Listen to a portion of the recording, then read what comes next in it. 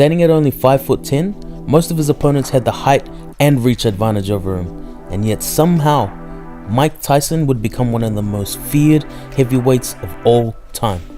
So in this video, we're going to cover 3 ways that Tyson would get on the inside. One of the ways Tyson would quickly close the distance was with a back foot step. Now traditionally, boxers are taught to step forward with their front foot first and follow with the back foot, always keeping a balanced stance. But one of Tyson's techniques for closing the distance fast was to do the opposite. Tyson would step his back foot forward first, momentarily rendering him flat-footed, but from this position, when he stepped his front foot forward, he was able to cover twice the distance of a normal step, and this would completely surprise his opponents. From this angle, you can perfectly see Tyson using the back foot step to set up his opponent. Another thing that set Tyson apart was that at 5'10", he was a master of measuring his opponent's range, no matter how tall they were.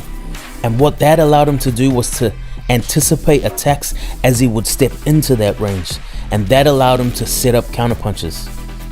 But some of his opponents were expecting those counterpunches and would try to keep Tyson at range by quickly stepping back as they punched, so Tyson would need a way to get in closer to land those counterpunches. And against those opponents, Tyson would use the slip step.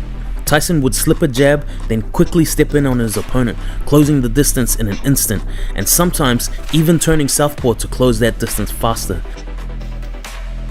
Now, as simple as this move may look, it takes a lot of timing and setting up to actually pull it off, which is why, to this day, it's very rare to see someone use this technique. And the right hand does most damage. There was a big right hand. Now, speaking of timing, what I'm about to explain next is probably the most important technical aspect that sets up all the other techniques for success. It was Tyson's ability to put his opponents into a rhythm. While most other technical boxers will actually try to break an opponent's rhythm, trying to catch them offbeat and never letting them get into their own flow, Tyson would actually focus on creating a rhythm for his opponents that he would be able to take advantage of. In this example, Tyson gets Donnie Long into a rhythm by feinting coming in. Once the rhythm is set, boom, he takes advantage of it and lands a devastating, unexpected left hook.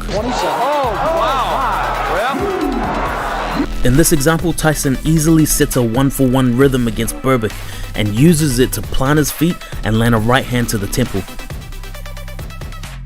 This is a subtle technique that Tyson would use that his opponents wouldn't even be aware of.